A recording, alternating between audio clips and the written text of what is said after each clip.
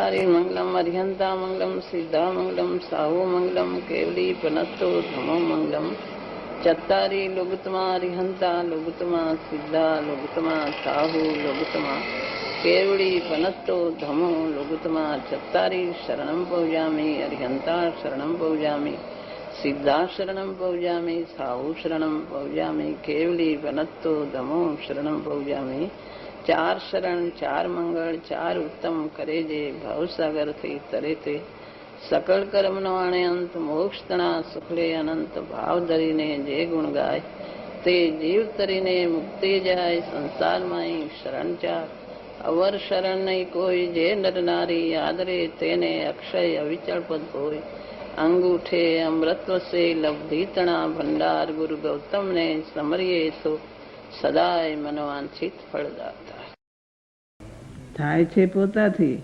પણ અનાદિકાળથી પોતે અજાણ્યો માર્ગ છે તો એને પેલું વેલું સમ્યક દર્શન થાય અને સમ્યક દર્શનની તૈયારી થાય ત્યારે એને અવશ્ય દેવ કે ગુરુનું નિમિત્ત હોય છે. માટે તું સત્પુરુષને ગો તેમ કહે છે. સત્પુરુષને તું ઓળખ તો તને આત્મા ઓળખાયા વગર રહેશે નહીં, એવો એનો અર્થ છે. એવો નિમિત્ત ઉપાદાનનો સંબંધ છે. જે સત્પુરુષને ઓળખે છે પોતાને ઓળખે, પોતાને ઓળખે એ સત્પુરુષને ઓળખે છે. એટલે એમ બનતું જ નથી. પોતે સત્પુરુષને ગ્રહણ કર્યાને ઓળખ્યા ક્યારે કહેવાય કે આત્માની પ્રાપ્તિ થાય તો, ન થાય તો એને સત્પુરુષને ઓળખ્યા નથી અને સત્પુરુષને ગ્રહણ કર્યા નથી,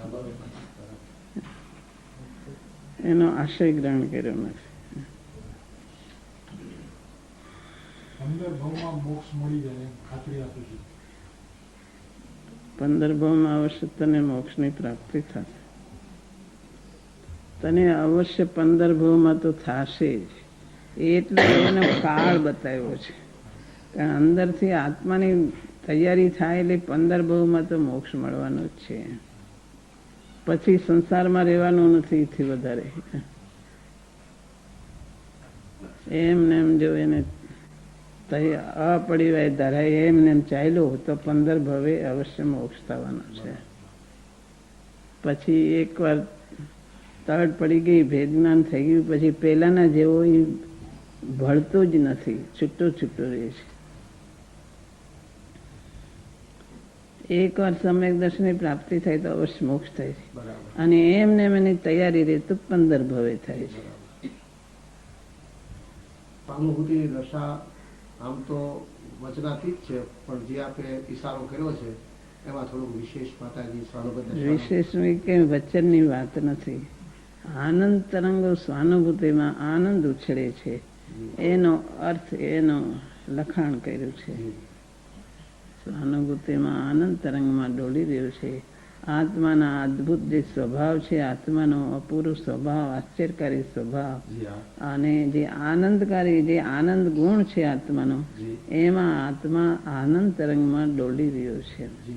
આનંદ દ્રવ્ય ગુણ એ પર્યાયથી ભરપૂર જે આત્મા છે, અનંત ગુણો અને અનંત પર્યાયોથી ભરપૂર આત્મા, એનું જેવું સ્વરૂપ છે એવું સ્વરૂપ એને સ્વાનુભૂતિમાં પ્રાપ્ત થાય છે અને આનંદ તરંગમાં ડોલી રહ્યો છે. એ જગતથી જુદો અને ન્યારો છે. એ વચનમાં આવે એવો એ આનંદ નથી. એમ એનો કહેવાય કે આનંદ તરંગમાં ડોલે છે. બાકી અનંત ગુણ વિભૂતિ એને પ્રગટ થઈ છે, એમાં એ ડોલી રહ્યો છે. મુખ્યપણે આનંદ ગુણ હોય છે એટલે આનંદ તરંગમાં ડોલે છે. એટલે એ એમાં કુટસ્થ છે ને કઈ કાર્ય નથી કરતો એમ નથી. એમાં એની પર્યાયો પણ પરિણમે છે. પર્યાયોના તરંગો ઉછળે છે કે દ્રવ્ય ઉપર દ્રષ્ટિ મૂકી, એમાં એને પર્યાય ઉપર દ્રષ્ટિ નથી, એની દ્રષ્ટિ નથી, પણ એમાં સ્વાનુભૂતિમાં પર્યાય નથી એવું નથી. એની પર્યાયનો તરંગ ઉછળે છે. અંદર પર્યાયો આનંદના તરંગો ઉછળે છે અને તે વચનથી અતીત છે, વચનમાં આવ્યું નથી. દ્રવ્યગુણ પર્યાયથી શોભિતો આત્મા છે અને તે અપૂર્વ છે, આનંદ તરંગમાં ડોલે છે અને તે અદ્ભુત છે, આશ્ચર્યકારી છે, જગતથી જુદું એ તત્વ છે. ચોથી વખતે માતા લખ્યું બીજી નોંધમાં કે સામાયિકમાં નિજ બેસવાની ઈ સામાયિક હોય, અંતરની સામાયિક ઈ તો સામાયિક જુદી હોય છે. બરાબર. તો એ મને લખ્યું છે સામાયિક એટલે એ વખતે બે એવી વૃદ્ધિ છે ને સામાયિક, એક કલાક બેસે ને સામાયિક કરીને ક્યાંય ઉઠવું પડે નહીં, જી એટલે એ સામાયિકમાં એમ લખ્યું છે. એ વખતે બહારથી સામાયિકમાં બેસવાની સ્થાનકવાસીમાં વૃદ્ધિ હોય છે ને એમ સામાયિકમાં લખ્યું છે. એટલે ક્યારે અનુભવ સ્વરૂપ અનુભવાય રહે.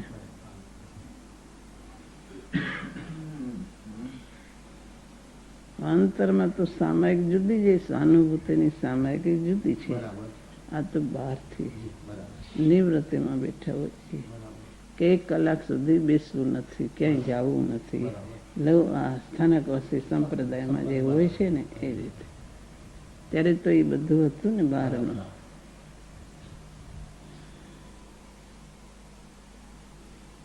એ વખતે ખ્યાલ હતો કે આ બધી બહારની સામાયિક છે, બરાબર. એની લખાણમાં એમ લખ્યું છે.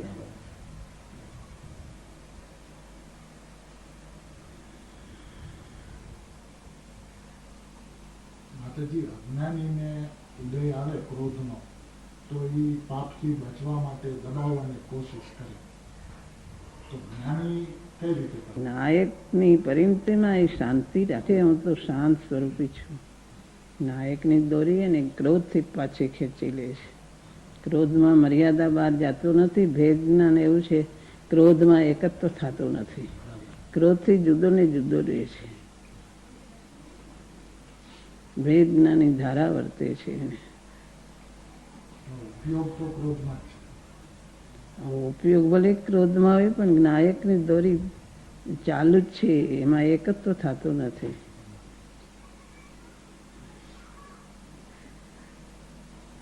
ઉપયોગ પાછો વળવાનો પ્રયત્ન કરે. ઉપયોગ પાછો વળવાનો પ્રયત્ન કરે છે. આ પરિણતિ તો જુદી ને જુદી છે, પણ ઉપયોગ પણ વધારે બહાર ન જાય પાછો વળે છે સહજપણે. ભેદ જ્ઞાની ધારા વર્તે છે. એની વિરક્તિની પરિણતિ નાયક એના હાથમાં છે. અંદર પરિણતિ જુદી પરિણમે છે. અમુક અંશે એની સ્થિરતા, લીનતા, શાંતપણું અમુક અંશે છૂટતું જ નથી. બહારથી ગમે એ દેખાય તો ક્રોધમાં એવો નથી થતો, એકદમ આખું વ્યાકુળ એવું થતું નથી.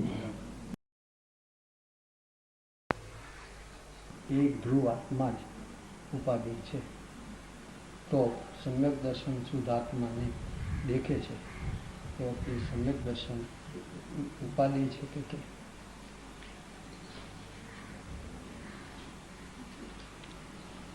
સમ્યક દર્શન ઉપાદેય છે, પણ સમ્યક દર્શનનો જે વિષય છે દ્રવ, એટલે ધ્રુવ ઉપાદેય છે ખરી રીતે.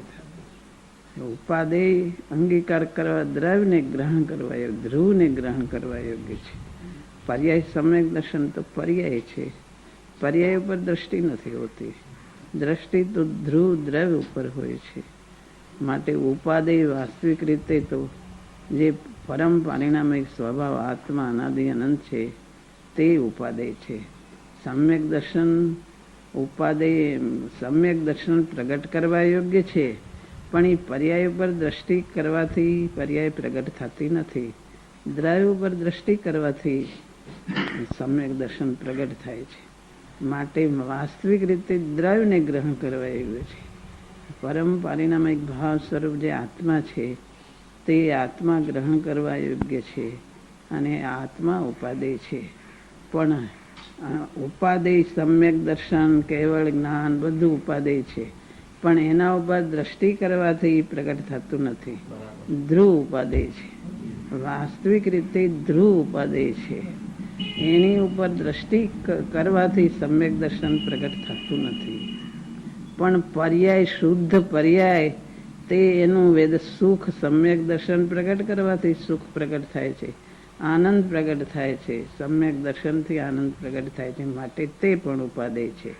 પણ શુદ્ધ, એકદમ શુદ્ધ દ્રષ્ટિ જોવામાં આવે તો ધ્રુવ ઉપાદેય છે. એ બે અપેક્ષાઓ જુદી છે. સમ્યક દર્શન ઉપાદેય છે, આત્માની સ્વાનુભૂતિ, કેવળ જ્ઞાન એ બધું ઉપાધિ છે, પણ એના વળી પર્યાય છે, માટે એના ઉપર દ્રષ્ટિ કરવાથી પ્રગટ થતું નથી. દ્રષ્ટિ ધ્રુવ ઉપર દ્રષ્ટિ કરવાથી તે પ્રગટ થાય છે, માટે ધ્રુવ ઉપાધિ છે.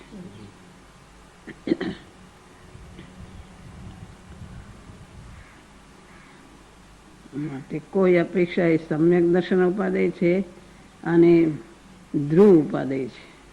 બે ઉપાદેય છે, બે અપેક્ષાઓ જુદી છે.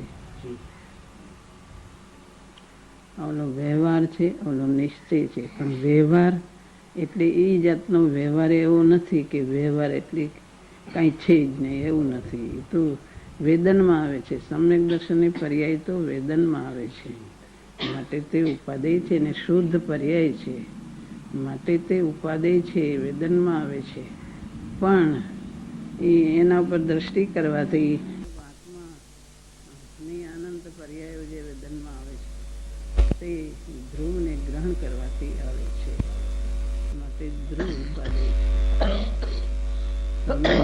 ઉપાદેય નથી એમ નથી, છે, પણ એ અપેક્ષા વ્યવહારની નિશ્ચય અપેક્ષા છે. સાધક પર્યાય છે, તે સાધક દશા છે. ઓલું છે એ મૂળ અસ્તિત્વ અનાદિ અનંત છે. સાધક પર્યાય છે એ અનાદિ અનંત નથી. આ અનાદિ અનંત જે ધ્રુવ છે તે જ ભગવતી માતા આત્માનો સ્વભાવ તો સ્વપાર પ્રકાશક છે. તો તમે દ્રષ્ટિ જોઈને સ્વાનુભૂતિના સમયે અમુક જણને એવા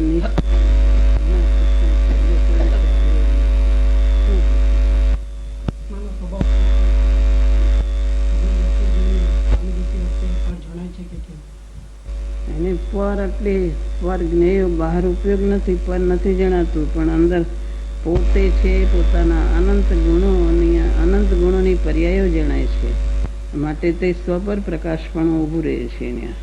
એનો નાશ થતો નથી. પોતે જે છે સમ્યક દર્શન સ્વાનુભૂતિની જે પર્યાય છે એ આનંદ ગુણને વેદે છે. પોતાના અનંત ગુણનું વેદન જે છે એ એને વેદનમાં આવે છે, માટે પોતે પોતાને જાણે છે, પોતે પર્યાયોને જાણે છે. માટે સ્વપર પ્રકાશકને જાણે એટલે બીજા ગુણોને જાણે છે, બીજા ગુણોની પર્યાયોને જાણે છે. સ્વને એટલે પોતે પોતાના બહારનું જ્ઞાન નથી જાણતા, અંતરમાં જે પોતે જ્ઞાન ને જ્ઞેય જ્ઞાતા બધું પોતે પોતાનું અભેદપણે જાણે છે, પોતાની અનંતી પર્યાયોને જાણે છે. અનંત એટલે એ અનંતના નામ નથી હોતા, પણ એની પોતાનું અનંતનું વેદન જાણે છે. ચૈતન્ય ચમત્કાર સ્વરૂપ આત્મા છે, એની અનંતતા, એની અનેક જાતની પર્યાયોને તે જાણે છે.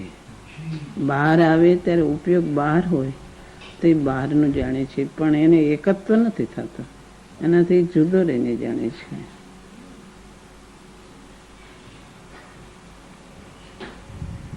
તે જ્ઞાયક રહે છે, જ્ઞાતાની ધારા ચાલે છે અને ઉપયોગ બહાર હોય છે, એટલે બીજાને જાણે ને પોતાને પણ જાણે છે. એમ સ્વપર પ્રકાશક અંતરમાં પોતે પોતાને જાણે, પોતે પોતાના ગુણોને પર્યાયોને જાણે છે. એમ સ્વપર પ્રકાશક પણ છે. એવી રીતે છે. પોતે પોતાના વેદનને જાણે છે, પર્યાય છે. પોતાના જ્ઞાન ગુણને જાણે છે, શ્રદ્ધા ગુણને જાણે છે, આનંદ ગુણને જાણે છે. અને આશ્ચર્યકારી પર્યાયો થાય છે, એ બધી પર્યાયોને જાણે છે. એના નામ નથી હોતા. એનો અનેક જાતનું પરિણામ અને આનંદના તરંગો ઉઠે છે, અનેક જાતની પર્યાયો પરિણમે છે, એ નહીં જાણે છે.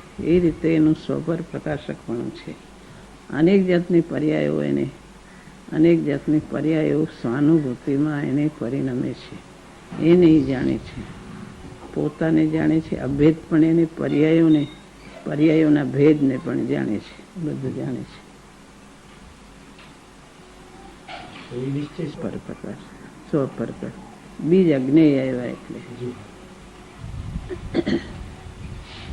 વ્યવહાર એટલી પરને નથી જાણતો એવો એનો અર્થ નથી.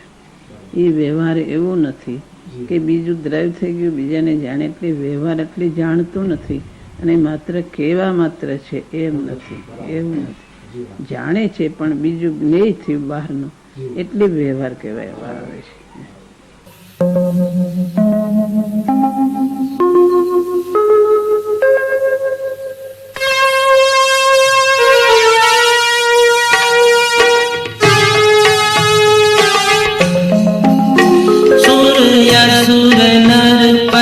वंदने प्रविनष्ट घाती कर्मने प्रणमन करूं धर्म करता तीर्थ श्री महावीर ने, तीर्थ श्री महावीर ने।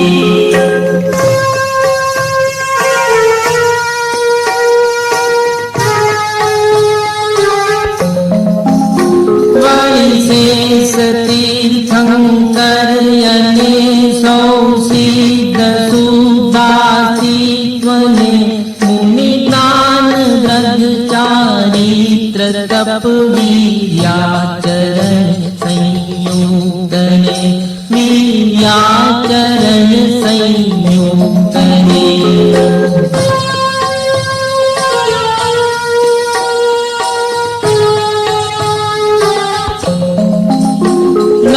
धन्यते सुपुतार्थ ते पंडित यने सुरवीर ते स्वप्नेय मलिन करुण जेने सिद्धि कर सम्यक्त्वने, सिद्धि कर सम्यक्त्वने।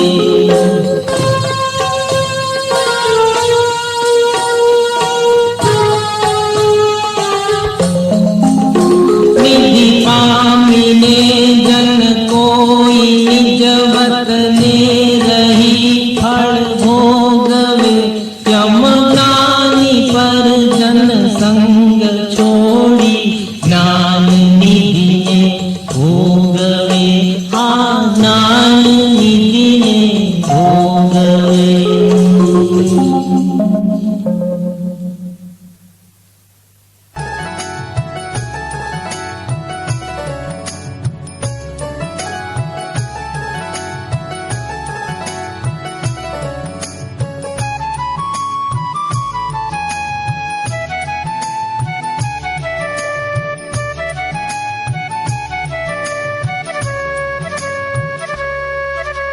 स्वर्णपुरी अति पावन है,